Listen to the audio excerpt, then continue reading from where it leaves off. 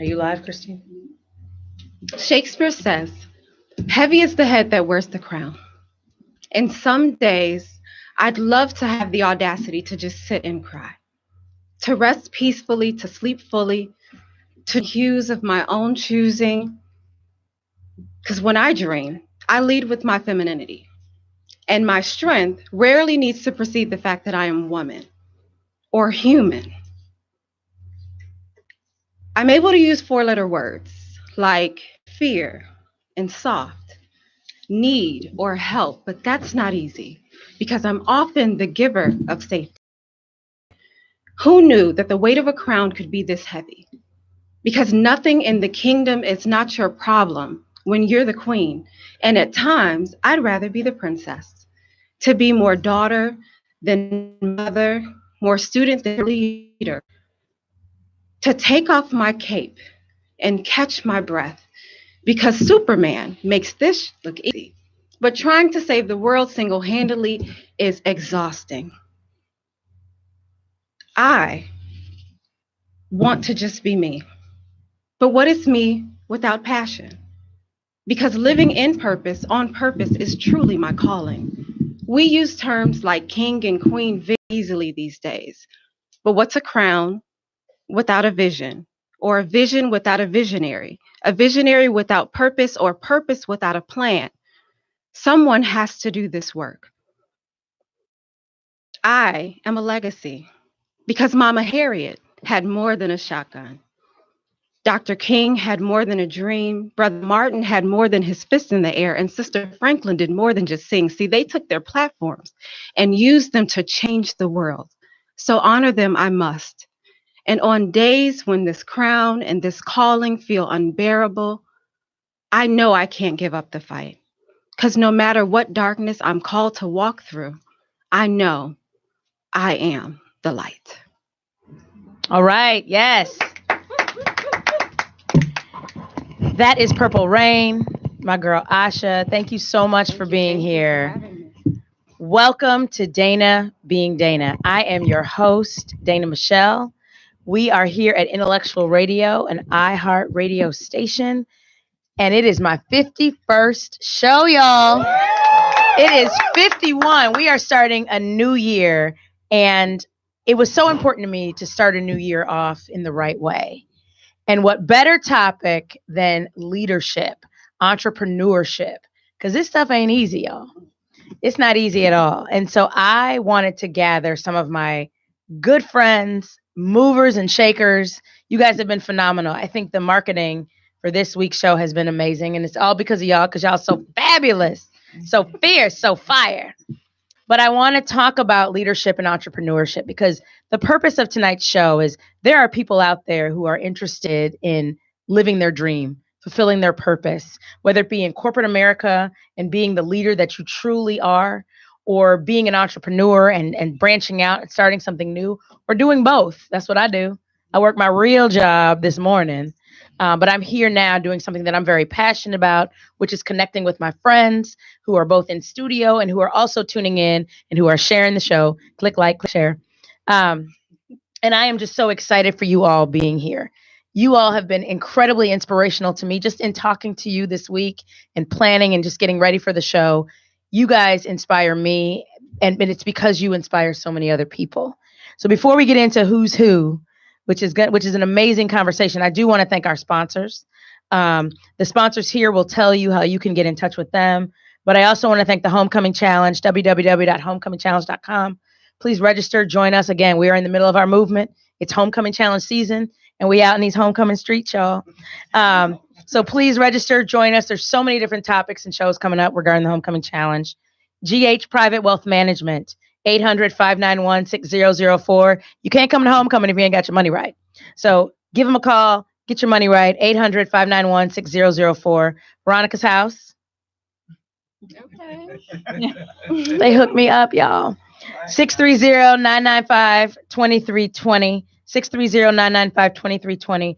Social MVP, socialmvp.com. And of course, Scene Chicago, who featured the lovely bios of our sponsors, Ramon, Dominique, who will tell you a little bit more about who they are. But thank you so much for all your support. Please subscribe to the website, danabeanddana.com. Now, without further ado, in these leadership and entrepreneurial streets, we have got Mr. Ramon Harper. Thank you so much for being here. Thank you for having me. I appreciate you, brother. I appreciate you. And we've got a mutual friend in common. That's right. Another author, Tim Fields. Shout out to him for connecting us. And it's so exciting. It takes two. Yeah, It Takes Two. So my name is Ramon Harper. I'm the author of It Takes Two, who is helping you lead. I'm also the founder of B&B Consulting and Associates, which is a management and consulting firm. And I'm also an executive pastor. All right. Amen. Well, Come on. Amen. all right. I got my prayer cloth right here. I got you. On my lap right now. The prayer club. More on that. More on that. Only if you're Pentecostal, you know about the prayer. Or Well. Hey, all we right. all got the All right. cross. All right. My skirt is a little short. Dominique, Oh, that's me. that's you. That's me. So, I should look over here. Either way.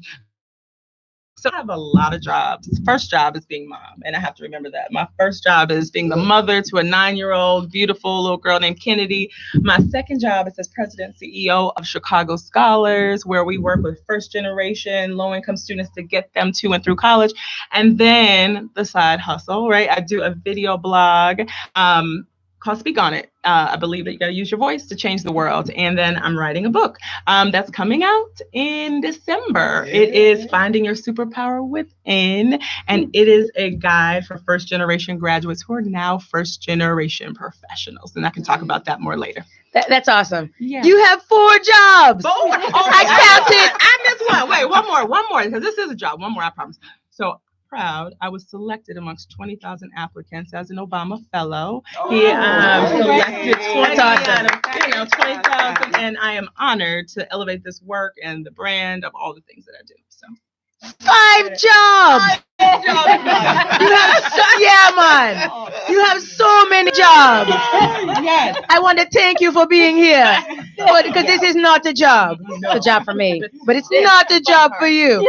No, but I appreciate you. And you are definitely moving and shaking and inspiring other people with what you do. So thank you so much for being here. Thank you for having me. This is great. Kelly. Now, I've known Kelly probably the longest out of everybody here.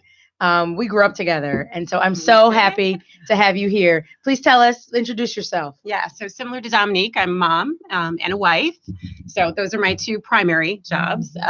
But my career is in the HR field. So I'm an HR leader with one of the top oil and gas companies. So many jobs here tonight. Just on 3. Dana 3. being Dana. And all the way from Florida by way of New Orleans are Kim and Christine, some long-term friends of mine. Kim, will you introduce yourself, please? Yes, I am Kimberly Hayes, and let me get close to the mic so you can hear me. I can't beat the 5 jobs. I've got 3.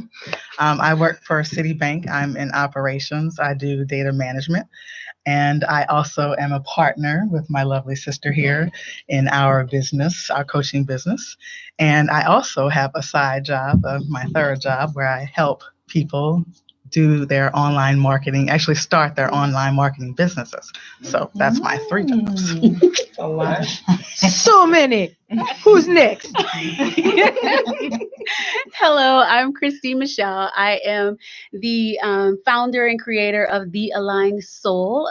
You can find me at The Aligned Soul Collective. I have left corporate America, but before I ran away, I was with the Coca-Cola company for several years and with Victoria's Secret in New York, handling all that beauty stuff that you probably love to wear. And then I retired and came down to Tampa and did a couple of things. And now I am running my own coaching business. I'm a coach and mentor for women and help them stand into exactly what they like and what they would desire in their life and manifest what they desire. So that's me. Nice. All right. I am Asha Watson, also known as the Poet Purple Rain. I'm a part of a team of artists in Manassas, Virginia, that runs a organization called Silent Treatment Entertainment, where we've hosted one of the longest running open mics in the DC, Maryland, Virginia area. I'm also a mother, and so I run a platform on Facebook called The Village, where it gives parents a forum to be able to talk and communicate I recently published my first book of short stories. So I'm actually back home in Chicago, born and raised here, to launch my book. I have my first book signing on Saturday at the Oak Park Public Library, one of my favorite places in the world. The book is entitled Transfer Please, about journaling and observing people. And one of the things I'm the most proud of, I'm also the president of an organization called Beauty Time. So I'm going to teach you something very quickly. So if I say, what time is it? You say it's beauty time. So what time is it? Beauty time. Yeah. So Beauty Time is an organization that teaches young women that every moment of the day they should feel beautiful, even if you don't feel pretty, because your beauty comes from inside. So that is one of my favorite parts of what I do. I love that. That's awesome. I told you. Yes. You will be inspired tonight. You will be inspired to just be in beauty time. You will be inspired to just go out and get another job. You're gonna be inspired. You're gonna be inspired to write another book. Just whatever. But we hope this moves you. This is a new year for Dating Being Dana, and I just want to help encourage and inspire people just to do whatever it is you're trying to do. Whatever you want to do, whatever you thought about doing, try it out, give it a shot. And I'm here with some amazing leaders to help and show you how. So I'm going to start off with you, Ramon. Yeah. Vision interpreter. That's what they call me. Business coach. Yeah. It takes two to make a thing go right. You already know. It takes two to make it out of sight. There you go. Tell us the whole concept of It Takes Two. Actually, what you just got through singing. So this book, for 20 years, I've been working. So I started B&B Consultant in 2001, and the goal was to help artists get to the next level. And so for me, I just found out that I'm good at helping people. When people have a dream, a vision, I can come alongside and figure out, okay, I see where you're trying to go. Let me help you get there. And so I started that company then, and I managed artists, some Grammy award-winning artists. I managed comedians. I managed playwrights. And so I started off doing that. And then I moved into consulting. So helping entrepreneurs start their businesses, helping ministries start their ministry. And so along the course of time, I just figured out that I'm a person who, I don't need the microphone. I don't need the limelight. I want to come help your dream become a reality. So that's what I've been doing. And so this book talks about being a two-man. So whether you're a two-man or two-woman, you don't need to be number one to lead. I can lead from whatever position on the field that I am. And so being in Chicago, I think, when you think about Michael Jordan, who's the GOAT, they say he's the GOAT, but he never won a championship until Scottie Pippen came alongside. And so everyone needs a great two. Absolutely. And I like, and we talked about this. Your job, if you want more jobs, your job is to like and share the show. That's right. share the show. But when it comes to, I think one of the biggest gaps in terms of dreams realized is I think there's a ton of people out there in this world who have dreams and aspirations. But I think there's a gap between having desires and then actually putting them into play. That's right. Putting them into reality, making them happen. I think there's a ton of good ideas out there. Right. And I think that's one of the things that you do well in your business is helping people bring dreams and visions into the reality. Yeah. One of the things you talked about is about the importance of finding the right people for the organization. Yeah. Can you talk about that? A lot of you guys are in business, your leadership and all that. What is it about? How important is it to have the right people in what you do? It's the difference between greatness and just being average. And so as great as these ladies are that's on this panel, so you got a great book coming out, you got a great organization, but it's the people that you have around you, that support team, that's going to help you get from this level to that next level. And in the book, I talk about certain qualities to look for. You need people who are healthy, number one. You can't have insecure people on your team because. You mean healthy like six pack? No, healthy, all that, but healthy, emotionally healthy. Right. There you go. Yeah, if they're not emotionally and mentally healthy, then they either want to be you, they want to take your place, or they're going to sabotage what you're doing. And you know what they say? What's that? You can't be friends with anybody who wants your life. No, you can't be. You can't be friends with anybody who wants. Write that down. Better right. Share that. Share that. Click like, click share. You're right, but it's true. But you want to have healthy people, and we don't mean abs. Because it ain't about the abs, but it's really about people who are in the right emotional and mental state and point in their life to contribute meaningfully to your vision? Yeah, you don't need a single white, black, Hispanic female on your team. You don't need Wait that a in your minute. life. Hold on. It's They said it was a movie, so they didn't have a single white male. It suddenly got hot in here. It suddenly got hot. Can we go to commercial? I'll hold it down for the fellas. Can we go to commercial? But one thing that ties along with that is loyalty. Yeah, absolutely. And I think loyalty is so important both in your personal relationships. It's another show, but also in your professional relationships, particularly when you have a dream and particularly when you are an entrepreneur, because having disloyal people in your inner circle, hear me now, isn't that right, Pastor? Well, disloyal people in your inner circle, right, can sabotage your dream. Can stifle your vision.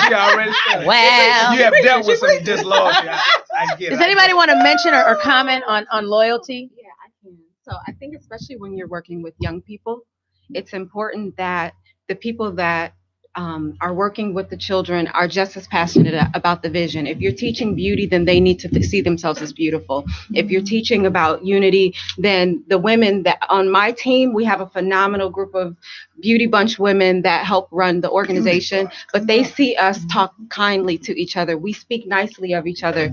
And so that teaches the young women that you can have female friends that you don't have to compete with because there's enough beauty for everyone to go around. So the loyalty is not just to the person, they have to believe in you, but they also have to be loyal to the vision. They have to want it for their own reasons, but also buy into why you're driving the car as well. So. And what time is it, Asha? It's beauty time. It's beauty time. It's beauty time. Now let me just ask this real quick. Loyalty. Speaking on loyalty, how do you know if somebody's loyal? I think they prove it in their character.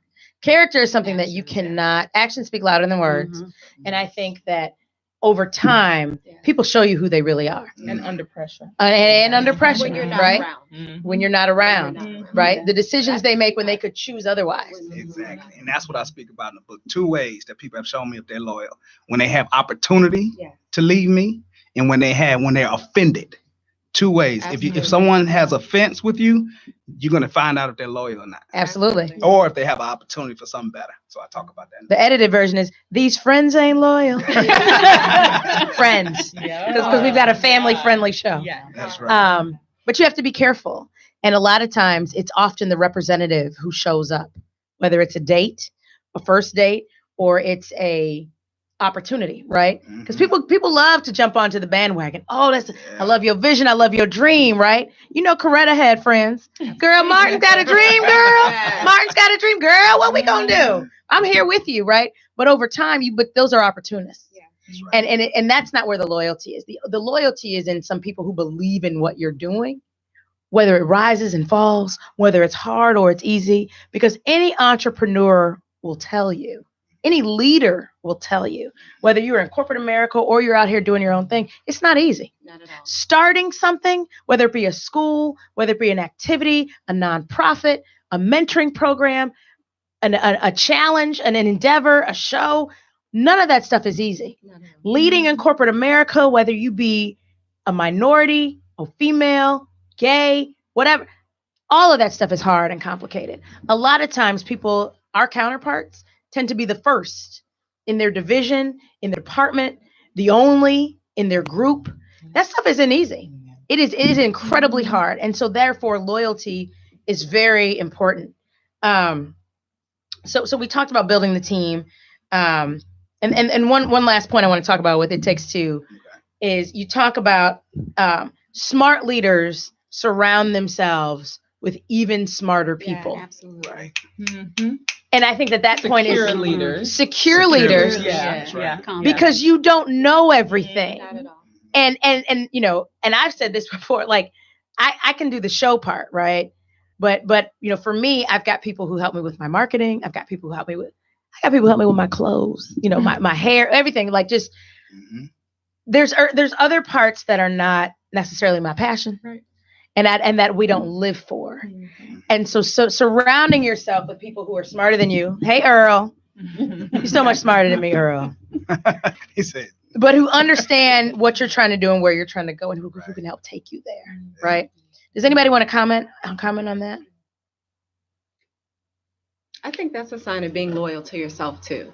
is knowing when not to burn yourself out. So knowing that you can't run the books and talk to the children, you can't market everything. I don't know everything about social media, but I care enough about myself to make sure that I put my oxygen mask on first. It has everything to do with knowing who's around you. So sometimes you have to be loyal to yourself and say, I just don't know. Like, I need help. I need to ask someone else. And I think that's absolutely true. Ramon, how can people get in contact with you? RamonHarper.com. RamonHarper.com. Ramon Harper on everything. Instagram, Facebook, Twitter, LinkedIn, Ramon. And how do you spell Ramon? RAMONE. HARPER.com. All right, RamonHarper.com. And so you called yourself a vision interpreter. That's what they say. That's what they say, because you are helping people understand their vision and what it takes to make it into a reality. Yeah, that's my purpose. That's my calling in life. I love it. I love it. And I appreciate you being here. Thank you. You are sitting next to a leadership enthusiast. Yeah, Papa collar. An LE. All right. A leadership enthusiast. So Dominique, tell us about, you have so many things going on. And I love how much you're passionate about helping others. Tell us about your book. What's it called? So it's called Finding Your Superpower Within. I'm gonna try to do this one because we're doing radio and TV. Either way, right? Either way. So I want to give some context. You said something that was really powerful. You said oftentimes we're the first, right? And in my opinion, when you're the first, it is hard. And when you are pushing through and you are, defying the odds, you are building some muscles, what I call superpowers. These are resilient skills that add value that most companies, most executives look for. So the book is called Finding Your Superpower Within. And even though I have a lot of jobs, they all kind of, there's a confluence of everything. So context, I'm the first in my family to graduate high school, to go on to college, Clark Atlanta University, proud alumni, and the first to do a whole lot of stuff. And it wasn't easy. It was hard as heck, right? To go and not have money. And the financial aid woman says, baby, this school is too expensive for you. You need to go back home and, go to community college and save up some money and try it again. It's like, no, wait, no, I'm the first. I can't come home without a degree. Right. So that's what I do at Chicago Scholars. But then you graduate. So I say, okay, work hard. Go to school, get good grades, get a degree, and you're going to be successful. You're going to be a leader. Well, that's a lie. That's not true. There's nothing true about that. Gives you the ticket into the door to the party, but it doesn't mean that somebody's going to ask you to dance, right? It doesn't mean you're going to have a good time at the party. And so, so that's what the book is about, is now that you're in work, what are the rules here? Because they're very different rules than school rules. I think they're very different rules to being in the workforce, because a lot of times we have the misunderstanding that if you just show up and you're there and you just work hard, right, you're going to get recognized, you're going to get promoted. And that's not what it's all about. Nope. That's not what it's all about at all. You also have your video blog, Speak On It. Can you tell us a little bit about what that's all about?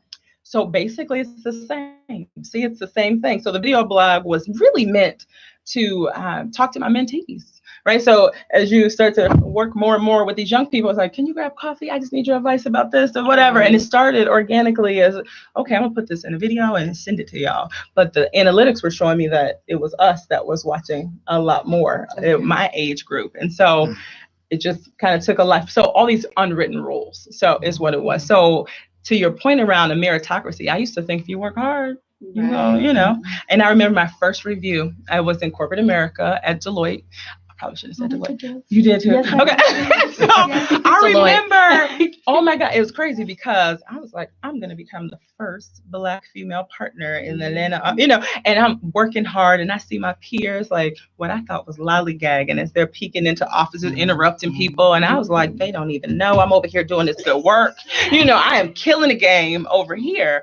Year end comes, I have my review and she's like, well, it was something like a C average, the equivalent of a C average. And she's like, well, the partners don't know you. I was like, so what? I got all this stuff that I did. Here's 3 pages, right? And that's one of my points when it comes, because I cannot underestimate, you should not underestimate the power of networking. Absolutely. Dana Being Dana is all about networking. And one of my favorite things about the show is when people in my network connect with each other.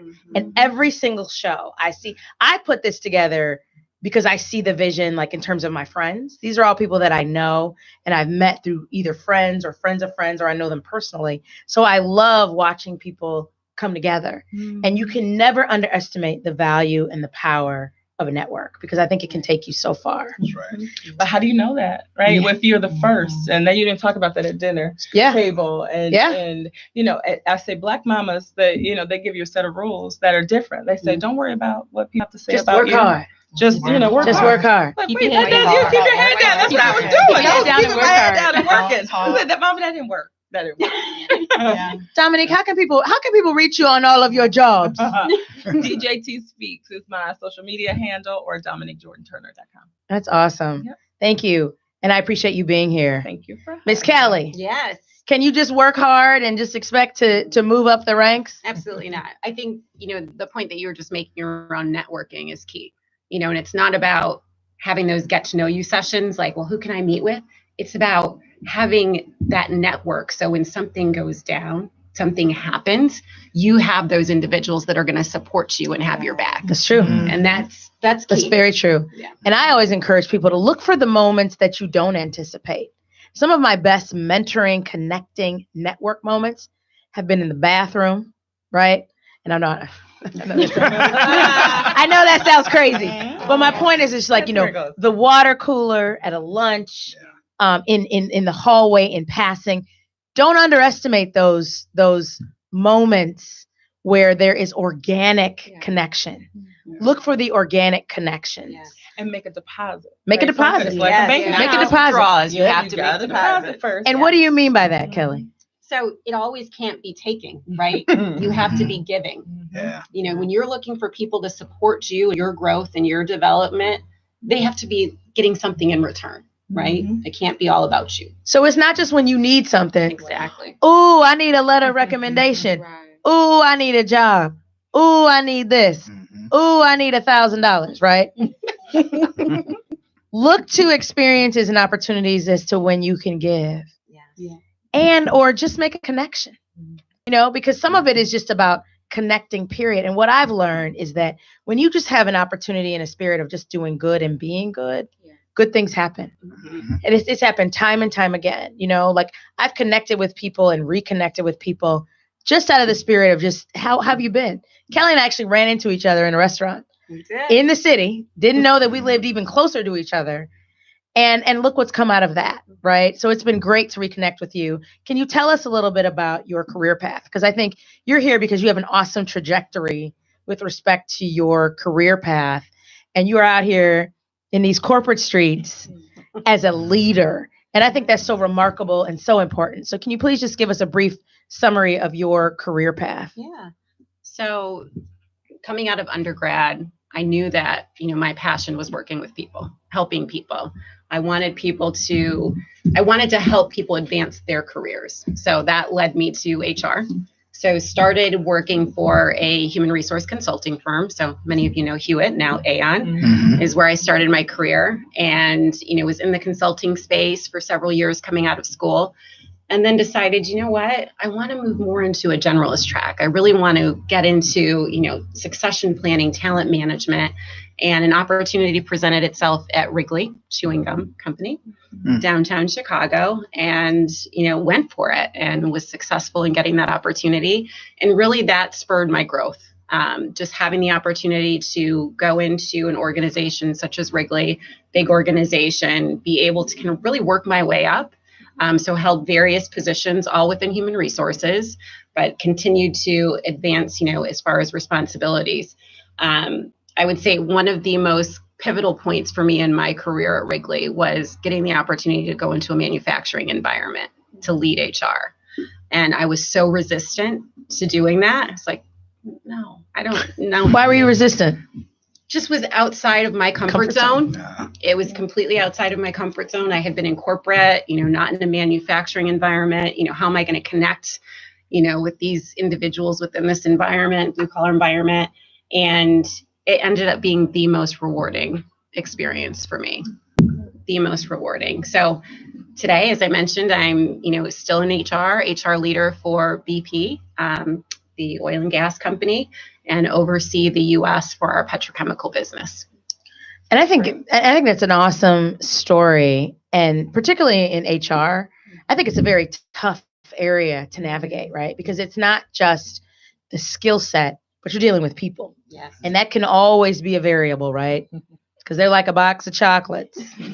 Sometimes you never know what you're gonna get, Yeah. and people dynamics can be tough.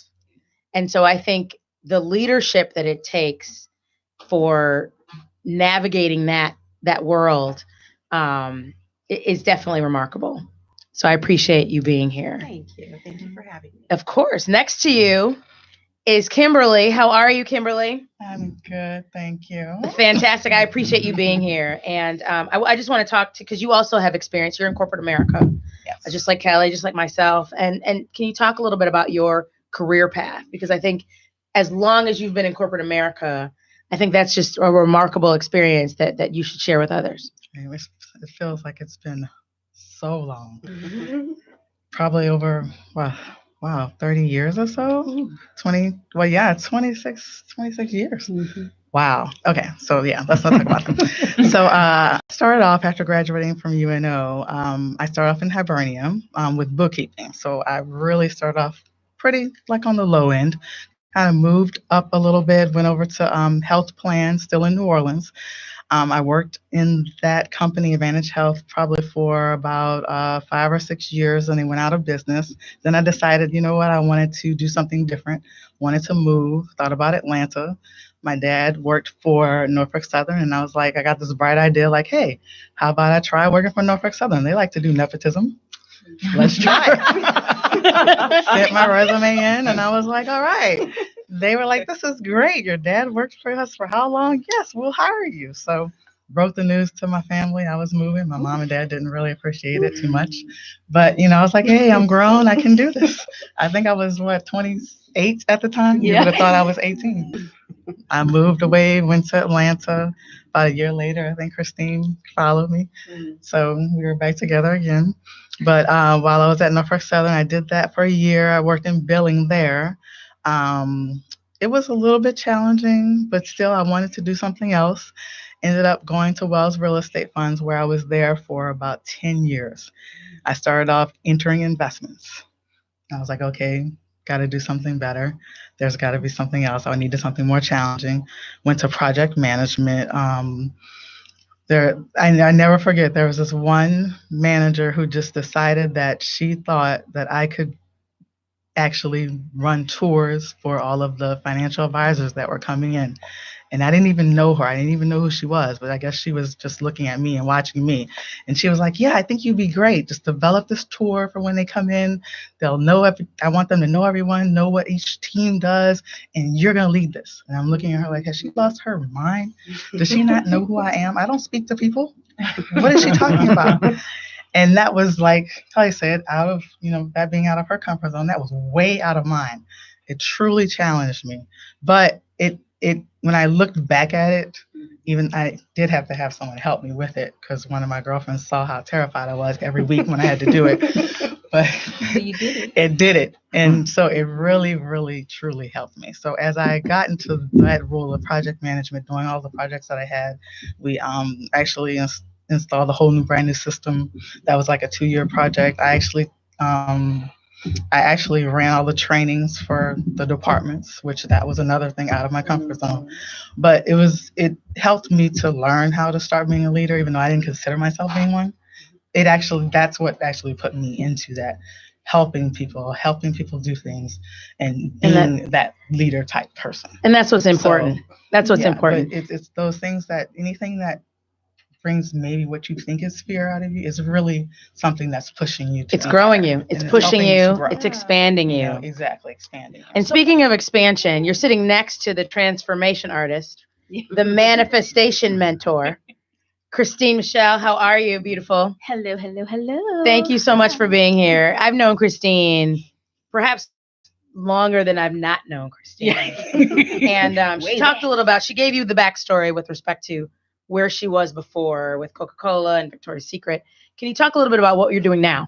Yeah. And what that's all about? Yeah. So right now, the reason why I'm doing what I'm doing now, Which is what? Which is core, leading women, helping them step into what they really desire and manifest the life that they desire is because I just always did what was expected of me, right? So you went to school, I got the best grades. I was the first Black valedictorian. I went to Tulane on full scholarship, one of two.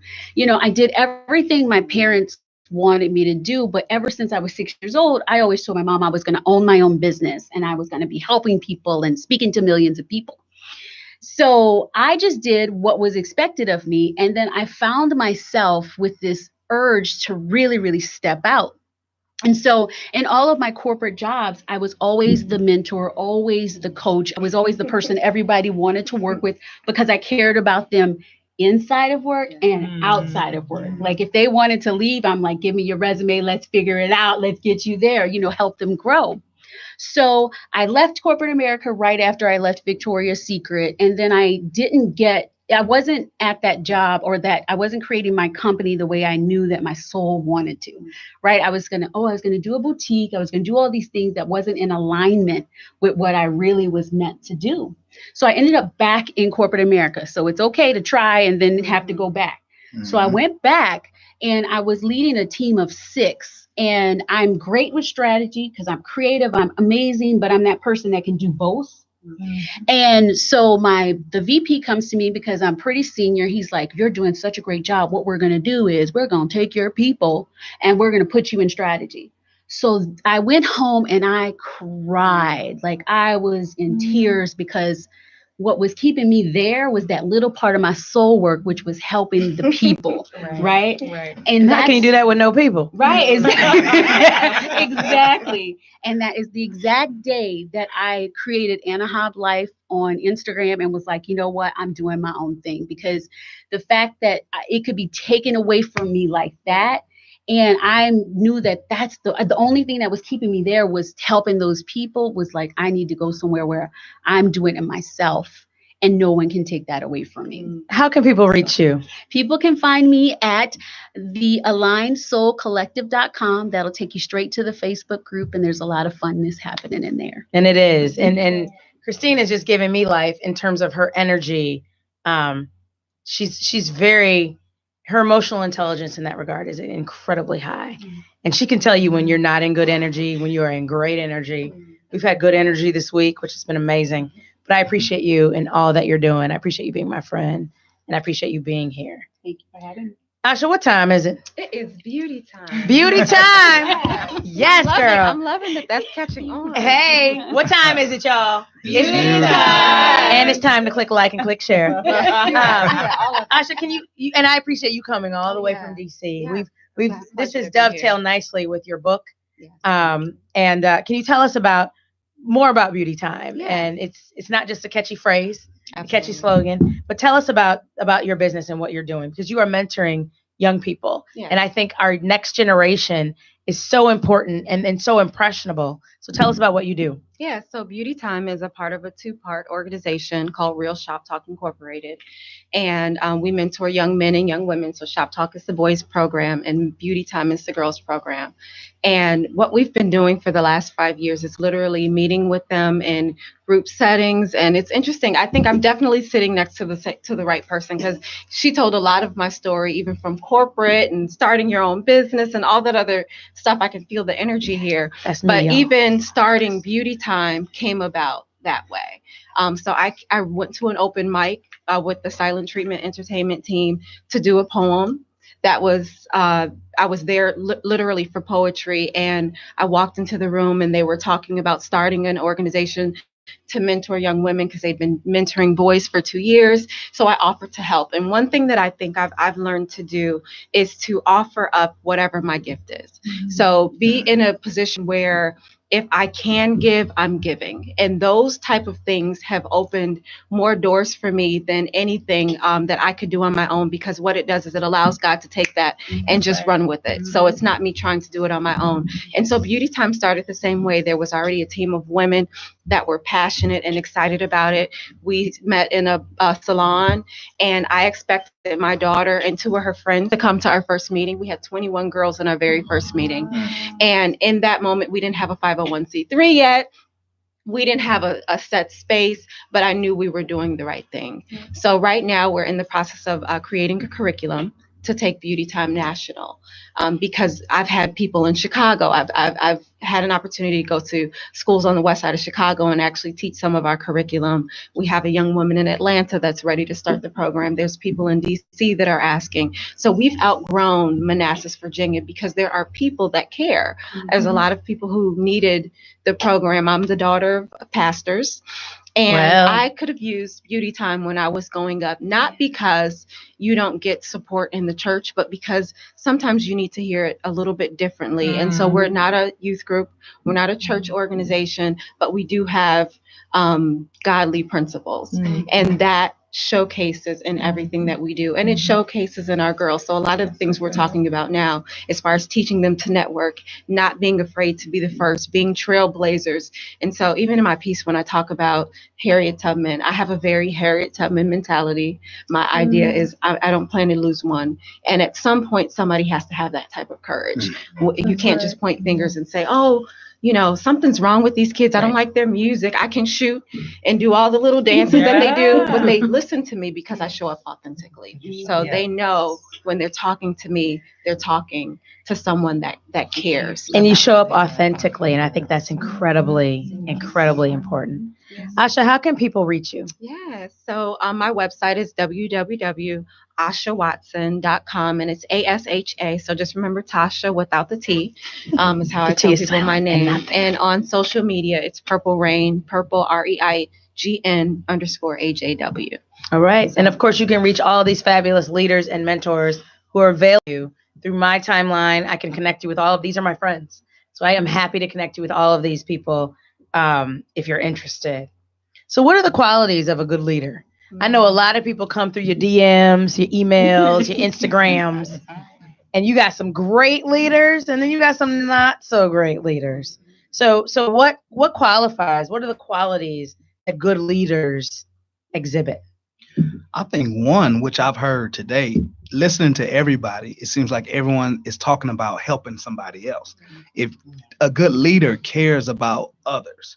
And so a lot of times we see leadership and it's like, oh, they're a successful business owner or entrepreneur. But most leaders, they're doing it because they want to help somebody else. And so I think great leaders are able to mentor, coach, and duplicate themselves in other people. Yeah. I would say courageous is another quality that I think great leaders possess. You know, they're courageous in their convictions. They're not afraid to speak out. They're not afraid to challenge the status quo. You know, that's another sign of a great leader. And I think courage is so important because I think a lot of times when you really think about it, what's the risk, right? Bruised ego. People get over stuff. And that's one of the things that I appreciate. I am a mom and I've got kids. So I appreciate how kids tend to be very brave and courageous because they don't think about some of all the adult isms that we think about. I think about how quickly, for example, kids make friends on the playground. My kid's like, hey, I want to go on the zip line. Do you want to go on the zip line? And that's how they make friends. And I think now, like we're at the bar and it's like, do you like vodka? Because I like vodka, right? And so we're just so hesitant to take a risk. But what's the harm? When it comes to dating, when it comes to jobs, when it comes to trying something, I got a lot of feedback with respect to starting my show. And if I did it and I only had 2 views, hi mom, how you doing? I love you, girl. Right? So what? You know, people would forget about it a year from now, months from now. And I don't think there's really any shame in it. But the first show had more than 2 views. And so that's what I just want to encourage people to do is just try something, right? You don't know how it's going to turn out, but you can live and learn and just build on your purpose. And sometimes falling short, sometimes falling behind, sometimes not getting it right the first time is part of the journey. Absolutely. I think you have to be more afraid of not living in your purpose. Right. Yeah. So Say that again. You have to be more afraid of not living in your purpose. Like, what happens if I don't speak up? What happens if I don't do it? Missing if I don't help? What happens if I don't give? That has to scare you more than stepping out on the limb. Doesn't that scare you? Doesn't that resonate with you? If you are a purpose-driven leader. If you're purpose-driven. Yeah. And most times, I was going to ask this question too, when you said that you didn't see yourself as a leader. I find that the young people that I work with, they don't even like that term. We say we're a college access ask in a leadership development organization, they say, I'm not a leader. And so that title, I really am curious for another word because they don't identify in that way.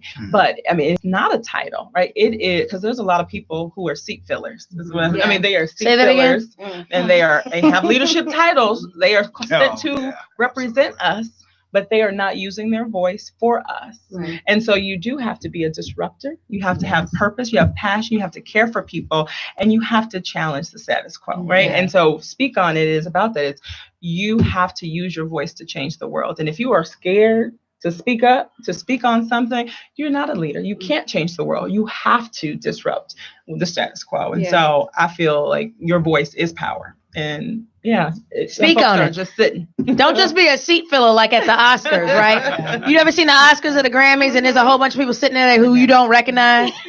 Those are seat fillers. After commercial, they're gonna be gone. They're gonna be gone. That's the danger of being a seat filler. They there for 5 seconds and then they're gone. That's it. That's right. Yeah. So we've talked about leadership. What are the qualities of a successful entrepreneur? I think, since that's mostly who I work with, entrepreneurs listen to their own intuition. They are connected to their own souls, at least entrepreneurs that allow themselves to be connected to guidance, and they take one step and then they're able to go forward 100 steps.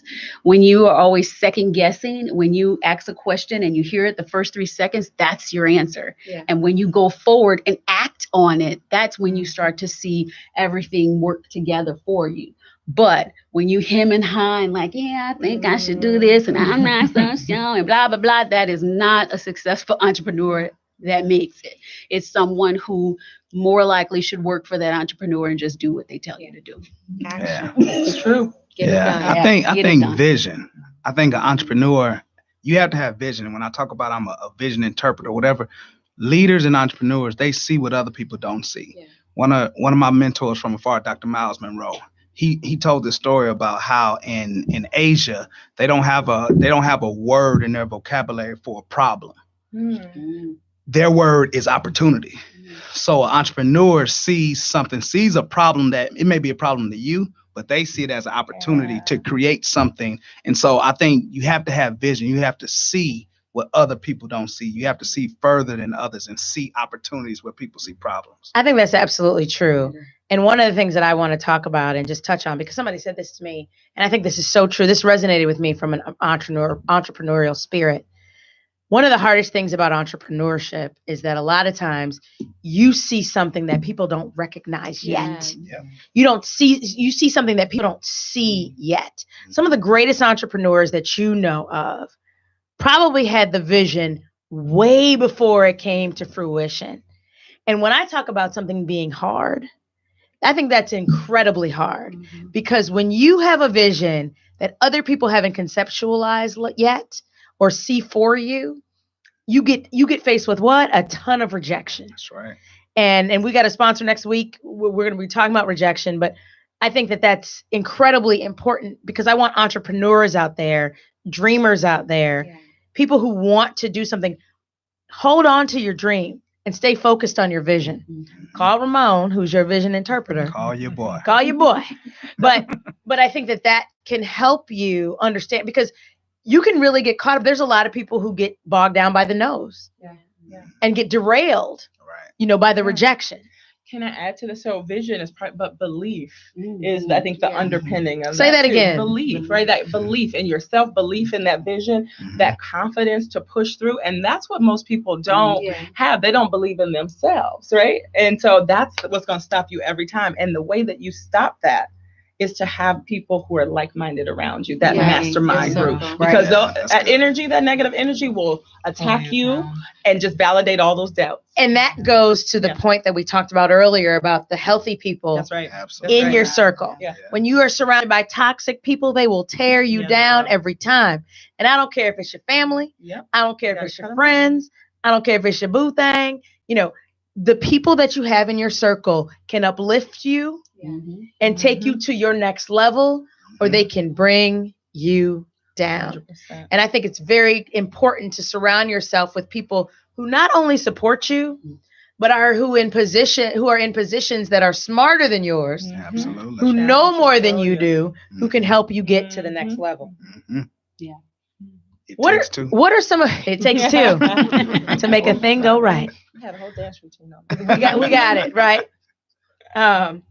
What are some of the challenges in developing leaders? Because all of you mentor people. You cannot be in the positions that you're in, whether you're entrepreneurs, you're starting businesses in corporate America, without leading people. And that's what you do. So what are some of the challenges that you face with respect to, it's hard. It's hard to encourage people who don't want to listen. It's hard to encourage people who don't see what you see in themselves. So one thing that I find a challenge is mindset. If you look at all of these successful entrepreneurs, people that started Facebook or, whoever else, they will tell you 80% of their success was their mindset, right? They worked on that. That was something that when they woke up in the morning, they made sure that they got out of the bed right.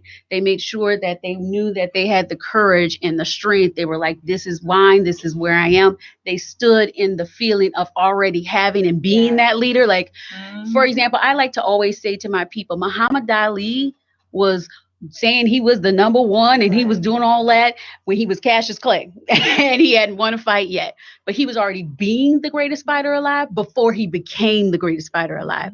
So it's all about shifting that mindset. And so sometimes it's a challenge for people who aren't ready to put that focus on getting their mindset right. And they're always worrying about what can I do? What can I do? What can I do? You need to get your mindset right. And then we'll talk about your sales sheet and we'll talk about all the other things, but get that mindset right. And sometimes your mindset is also a loyalty to yourself. So it's not trying to please other people. So it's not doing the things that other people think you should be doing or doing it the way other people say. If God gives you a vision, you have to trust that the vision he gave you is correct, even when other people don't see it. So that first loyalty has to be to what I'm given. I was in corporate America at Deloitte. I had what I call my quarter life crisis. And I was just praying. I'm like, Lord, tell me, show me. I know you did not bring me this far to be creating PowerPoints and pivot tables for Deloitte. You know what I mean? Like, that's fine, but that's not my purpose. And was reading Purpose Driven Life. And in long story short, I quit my good job with benefits, all of that, and I went to the Peace Corps to serve, right? To say, I want to serve others. I want to give back. And my grandma, God rest her soul, she passed in May. She called me an educated fool. She said, you don't work 3 jobs, 8, all of this. You're going to give up your good job to go volunteer in another country for $300 a month? And I just knew, it was so clear to me. I was like, oh, this is part of the plan, and it has been. It's been so great. From that decision till now, I'm on purpose every day. And I just happen to get a check every other week. And I'm like, oh, that's my job. And it feels good, So you do. I agree with that. Like, follow it, even when it seems crazy. And I think the challenge, I think the challenge as leaders, and I talk about it in the book, and that's why I say healthiness. I come back to health because I have to be healthy enough to know I'm not for everybody. And I think a lot of times we're trying to impress upon ourselves, and why don't they get it? And why don't they come? You're not called to everybody. You're not assigned to everybody. So for me, I want visionaries. I want go-getters. I want people who want it. We have a mentor, a nonprofit organization called Turning Dreams into Realities. And so the young men who are in that program, we tell them, you have to want it because I can't make you want it. If you want it, then I can help you. And so I understand I'm called to people who want success, who want to be better, who want to walk in purpose. And so sometimes we're trying to drag people somewhere where they don't want to go. And as a leader, you got to understand, okay, those not my people. How can you tell when somebody's not a leader or not an entrepreneur or just simply not ready? They're not ready to serve. How do you know? They're always looking to get back. Because a true leader, one of is also serving. It's the ability for you to know, I'm going to plant, because a seed, you don't watch it grow. So a true leader is someone that plants a seed and is able to walk away from it knowing I'm going to come back and harvest that. But people who watch seeds or let me do this and see if she gives me something back, or let me do this and see what I can get back. Those aren't leaders. They're people, they're spotlighters. Selfish, but that's not leadership, because I don't need to be the person in the front. Like what my goal, I know we're going to make it on Oprah, I know we're going to make it on Ellen, but my goal is to be in the audience. when I know when I've made it, when one of my girls is on stage, Yeah. when one of the Beauty Time girls walks the Black Girls Rock stage, that's when we did it. Yep. It doesn't have to be me, but that's what a leader is. A leader doesn't want to be the person. It doesn't have to be the limelight. Not It at doesn't all. have to be front and Not at center. all. Front and It's about center is planting those usually not a seeds. good leader. And watching them grow. Learn helplessness. I think Say that again. Learn helplessness. My pastor teaches this all the time, but people who are not ready will make excuses for everything. Say that. Yeah. So when I say, okay, we need to do this, they begin to talk about why they can't, how hard their upbringing was, what such and such didn't do. Those people, it's learned helplessness. They're trying to find a way to say why I can't do it versus why I can. So I think when I see that in people, it's like, yeah, they not ready. They need a little more time to get ready before we can work. Yes. People who aren't ready make excuses. Yes. Absolutely. People who aren't ready make excuses. So give them a task and say, do this thing, come back to me and see if they do. Yeah. If they come Yeah. back, they might be ready. If Yeah. they don't, most people don't. That's what I was going to say. If you give them advice or you give Yeah. them the tools, everything they need, and they still don't do anything with it, They're not then ready. you know They're not ready. they're not ready. Don't make excuses. No. There's no time like the present. You can start today. You can start today in your path to be where you're supposed to be and to do what you're supposed to do. Asha, what time is it? It is beauty time. It's beauty time, honey. And how can people reach you? AshaWatson.com, ASHAWATSON, and then Purple Rain, Purple REIGN_AJW on Facebook and Twitter. Christine. You can find me at thealignedsoulcollective.com and Anna Hobb Life on all of the socials. Kimberly. You can find me on Facebook, Kimberly Renee Hayes. Kelly. LinkedIn, Kelly Jackson. Dominique. DJT Speaks on Instagram and Facebook. And Ramon. RamonHarper.com. Ramon Harper everywhere. You guys are awesome. Thank you so much for sponsoring the show. Thank you all so much for being here. Having The us. time has flown because my you guys are God. amazing. You guys, we can sit and talk. We're going to talk for hours, but we're going to let y'all go. This has been awesome. Thank you so much. Please subscribe to my website, DanaBeandDana.com. Subscribe to the Homecoming Challenge as well. Again, we're going to be moving forward with that. It's going to be a great movement. We want you to be a part of it. Click like, click share. I think it's been an amazing discussion. And I just hope that somebody out there is motivated, interested, ready, engaged. We've got a ton of people here willing to help you, whether you're in corporate America, you could use a mentor or advice, or you want help with your vision or your entrepreneurship, or you want to get help starting your own business in helping others. We are here to help you be inspired. We want you to be inspired. We want you to be passionate. Click like, click share. Please share this with other people, because one of our goals in this new year of Dana being Dana is to help others and to give back. So thank you all so much for being here. Thank you so much for tuning in. Next week on Dana being Dana, we are talking about the show title is When You Look Well. When You Look Well, the Invisible Diseases. In May, we had a show about lupus, and I think it was very well received. And one of the things that came out of that was when you look well, nobody really believes that you are sick or that you are ailing. And so we've expanded that show. We're talking about other diseases, not just lupus, but other autoimmune diseases and sickle cell. It is a fantastic, dynamic panel. Please tune in. There's so many people who are afflicted with diseases that you don't even know about. They're walking around and you think they're healthy and you think they're okay, but they're going through much more than meets the eye. So please tune in. This is Dana being Dana on Intellectual Radio, an iHeart Radio station. Thank you. Good night.